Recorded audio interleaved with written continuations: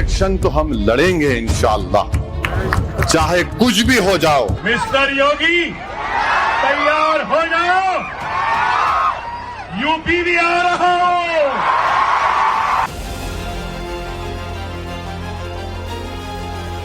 लड़ाई होगी लीडरशिप की, अब लड़ाई होगी नेता बनाने की। अब रुकना नहीं है, हमको आगे बढ़ना है।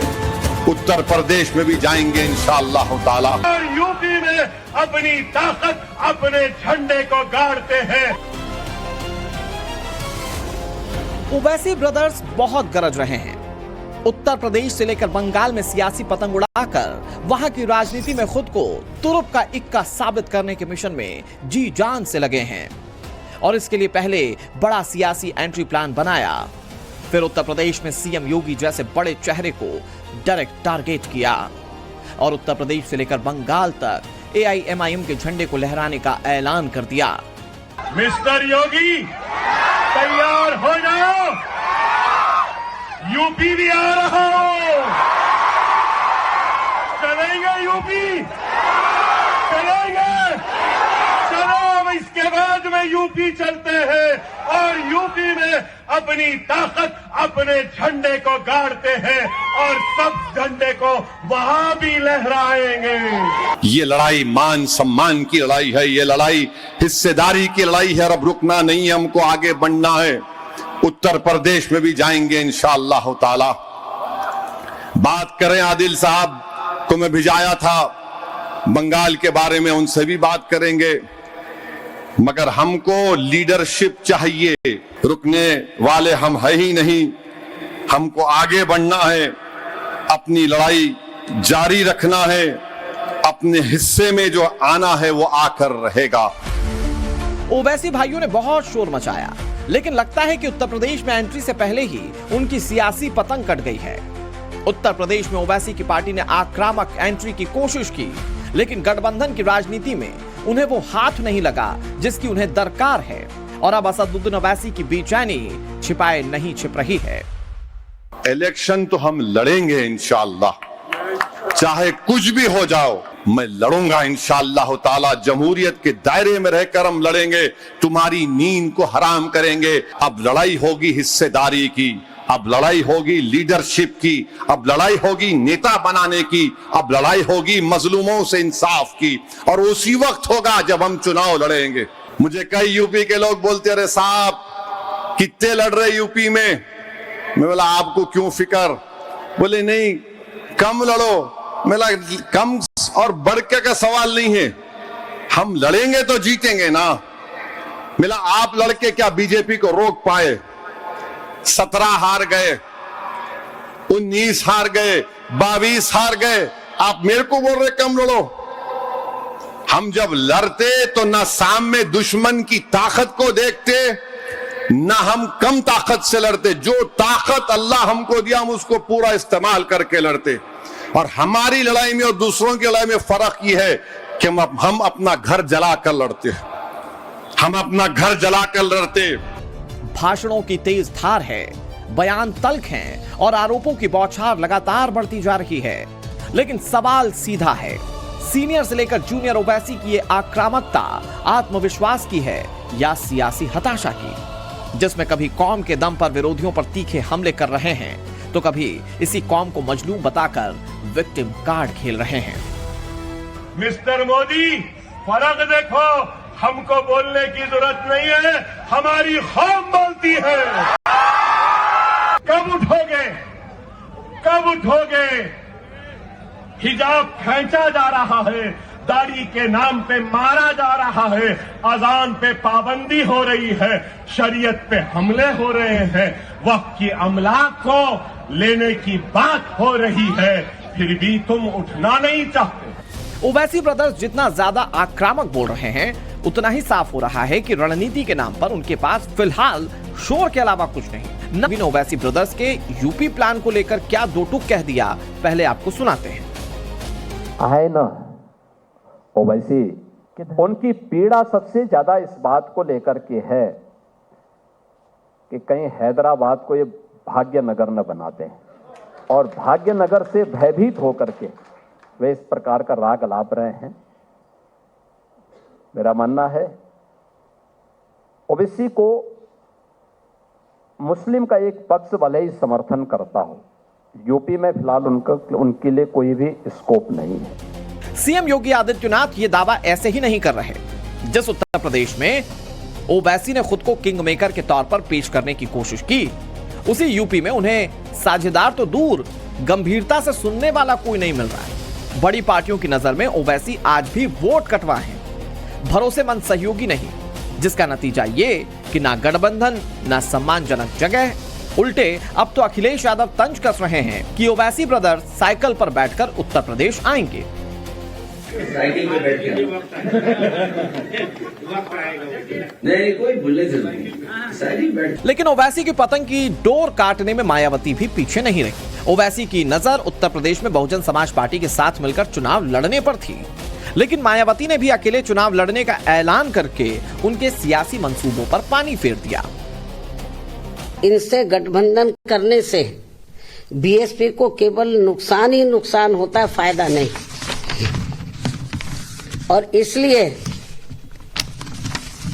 बीएसपी के लोग अपने 2027 के मिशन में अकेले ही पूरे जी जान से लगे हुए हैं, जिस पर से उन लोगों का ध्यान भटकाने के लिए ही इस प्रकार की घिनौनी साजिशें ये लोग करते रहते हैं। ऐसे में पार्टी के सभी लोगों से यही अनुरोध है कि वे ऐसी अनर्गल व मनगढ़ंत बातों पर कतई भी ध्यान ना दें। उत्तर प्रदेश का किंग मेकर बनने चले ओवैसी अब खुद सियासी चक्रव्यूह में अकेले पड़ गए हैं। उनके सामने बड़ा सवाल यही है कि 2027 के चुनावी इम्तिहान में AIMIM के साथ किसका गठबंधन होगा। उत्तर प्रदेश में पॉलिटिकल बैकग्राउंड में सहयोगियों का टोटा और जमीनी समीकरण ओवैसी के रास्ते की बड़ी रुकावट बनते जा रहे हैं। इससे पार पाने के लिए ओवैसी विरोधियों पर फायर होते जा रहे हैं। कभी आईने में अपना चेहरा देखो समाजवादी पार्टी के नेताओं, तुम्हारा अखिलेश, तुम्हारा भैया, जो तुम उसकी गुलामी कर रहे हो, तुम्हारा मुकद्दर सिर्फ दरी बिछाना है, दरी बिछाना है भैया के लिए। ओवैसी कह रहा है कि अब किसी के लिए दरी नहीं बिछाएंगे, बिछाएंगे तो अपने लिए और शिफा के लिए। उत्तर प्रदेश में सीएम योगी आदित्यनाथ वर्सेस अखिलेश यादव की लड़ाई में ओवैसी एक बड़ा फैक्टर बनना चाहते हैं और इसके लिए उनकी बेचैनी साफ दिख रही है। शायद इसीलिए वो योगी से ज्यादा अखिलेश को टारगेट कर रहे हैं। चूंकि उत्तर प्रदेश में मुस्लिम आबादी करीब 20% है, 403 विधानसभा क्षेत्रों में 143 सीटों पर मुस्लिम मतदाताओं का असर माना जाता है। लंबे समय से यह तबका समाजवादी पार्टी का मजबूत आधार माना गया है। राजनीतिक विश्लेषकों के मुताबिक 2022 के यूपी विधानसभा चुनाव में समाजवादी पार्टी को लगभग 77 से 79% मुस्लिमों का समर्थन मिला था, जबकि 2024 लोकसभा चुनाव में यह आंकड़ा 90% से ज्यादा बताया गया। ओवैसी इसी मुस्लिम वोट बैंक में सेंधमारी करना चाहते हैं। इसके लिए मजलिस को मुसलमानों का असली रहनुमा बताते फिर रहे हैं। सुन लो जालिमों, तुम्हारी गोलियां खत्म हो जाएंगी, मैं मर जाऊंगा, मगर हजारों मेरी तरह लोग खड़े हो जाएंगे और इस कौम की खिदमत के लिए ना सिर्फ खिदमत करेंगे बल्कि उनका मुकाम दिलाएंगे। दुश्मनी क्यों है? दुश्मनी इसलिए है कि मजलूमों को लीडर बना रही है मजलिस। दुश्मनी क्यों है कि नहीं देखना चाहते ऊंची कुर्सी पर, कुर्सी भी हमारी होगी, हम बैठेंगे कुर्सी पर, पैर पर पैर डाल कर तेरी आंख में आंख डालकर बोलेंगे ये काम तेरे को करना पड़ेगा। उत्तर प्रदेश की बात करें तो सिर्फ मुस्लिम पॉलिटिक्स करने वाली पार्टियां हाशिए पर रही हैं। मुस्लिम मजलिस पार्टी से लेकर IUML हो या फिर नेशनल लोकतांत्रिक पार्टी से लेकर UDF और पीस पार्टी, चुनावों में सब धराशायी होते रहे। ओवैसी की पार्टी भी मैदान में उतरी तो जमानत जब्त हो गई। 2017 के यूपी चुनाव में AIMIM 38 सीटों पर चुनाव लड़ी थी।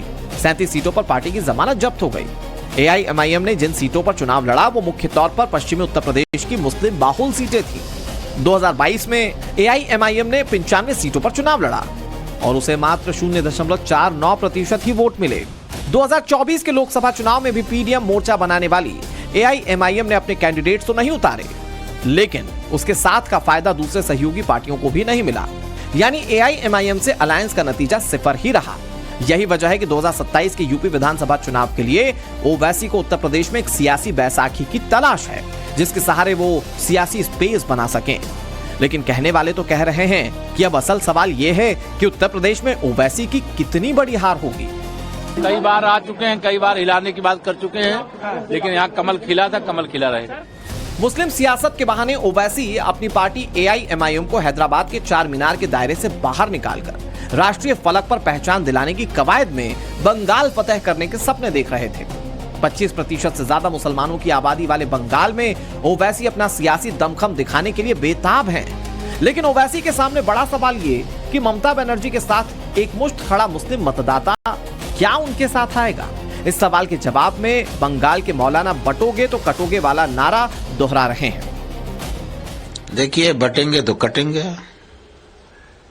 इसलिए सबको अक्लमंदी से, दानिशमंदी से, शऊर के साथ अपने वोट का इस्तेमाल करना चाहिए। ये मेरी जाती राय है। सबको ये भी हक है कि अपनी अपनी पार्टी बना के मैदान में आ सकते हैं, ये भी हक है उनको। लेकिन जो मोदी जी ने कहा है बटोगे तो कटोगे, तो यहां भी वो मिसाल फिट होता है। जिस तरह से ओवैसी बिहार के अंदर ध्रुवीकरण करके मुसलमानों का क्यादत कम कर दिया, विधायक घट गए, कॉर्पोरेटर के चुनाव में, महाराष्ट्र के चुनाव में ओवैसी जहां जहां चुनाव लड़े वहां पे मुसलमान हार गए। इनके 2-4 सीट की वजह से हार गए, क्योंकि ये बांटने वाली राजनीति करते हैं। जिस तरह से जिन्ना ने बांटने की राजनीति किया, तो ये जिन्ना की आइडियोलॉजी को प्रमोट कर रहे हैं। तो यहाँ का मुसलमान ओवैसी जैसे लोगों को रोकने का काम करेगा, ओवैसी जैसे लोगों का सभा का रोकने का काम करेगा, उनको एंट्री नहीं देगा, चाहे उनके कैंडिडेट भी होंगे, उनकी जमानत जब्त करने का काम करेगा। जाहिर है 2026 में बंगाल और 2027 में उत्तर प्रदेश में ओवैसी की अग्नि परीक्षा है, उनकी मुस्लिम राजनीति का असल इम्तिहान है। लेकिन इसी बीच बिहार में ओवैसी के पुराने जख्मों को फिर से हरा करने की चर्चाएं शुरू हो गई हैं। राज्यसभा चुनाव से पहले बिहार में ऐसी चर्चाएं हैं कि ओवैसी की पार्टी AIMIM में बड़ी टूट हो सकती है। दावा तो यहां तक है कि ओवैसी की पार्टी के कुछ विधायक जनता दल यूनाइटेड का रुख कर सकते हैं। हालांकि AIMIM की ओर से फिलहाल इन अटकलों को खारिज किया गया, लेकिन कहा जाता है कि बिना आग के धुआं नहीं उठता। तो सवाल यह है कि जो ओवैसी उत्तर प्रदेश से लेकर बंगाल में किंग मेकर बनने चले थे, वो अगर बिहार में ही अपने विधायकों को नहीं संभाल पा रहे, तो यूपी और बंगाल में क्या खाक खेला करेंगे। Bureau report, times now, Navbharat.